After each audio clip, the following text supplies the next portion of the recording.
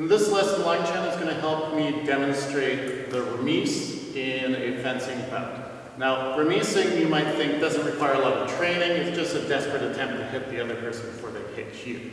Before we continue on that, though, I do want to explain the difference between a remise in epee as opposed to what it is in foil.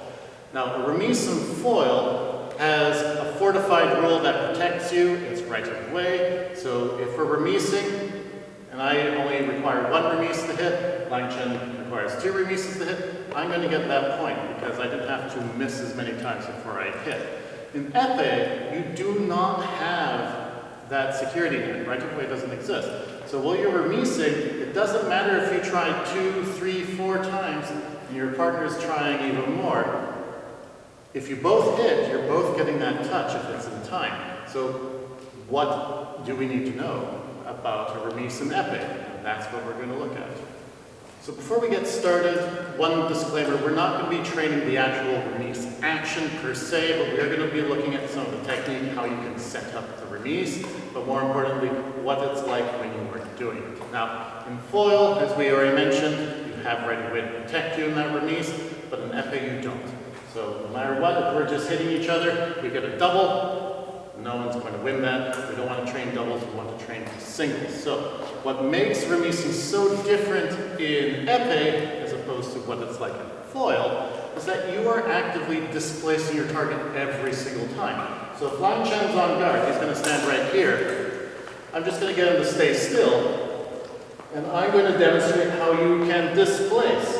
So if I'm remising, I'll try one action here, no good, I'll step over here, no good, I'll step over here, no good, I'll step down over here. I'm going to be moving my target as much as I can to make sure I can't be easily hit. And Line Chen, of course, will want to do the same thing. So if we're remising each other, I'm trying to hit, he's there, we're moving our target. So you can see I stayed in place, Line Chen ducked, he's displacing his target, and he is hitting me. So that is the idea.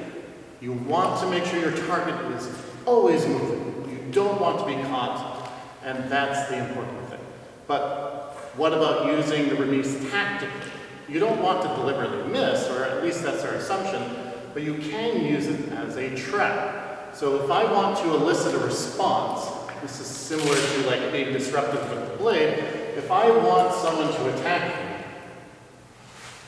but I need to get them to attack me first, I'm on guard, I step in, Line Chen starts his extension, I miss, I step down, I hit his leg. And if I have the right closeout or timing, I can stop him from hitting me as well. But again, the remise can be a backup. If I'm trying to get a touch, and I know my first one isn't going to work, I'm still going to try and sell the first touch.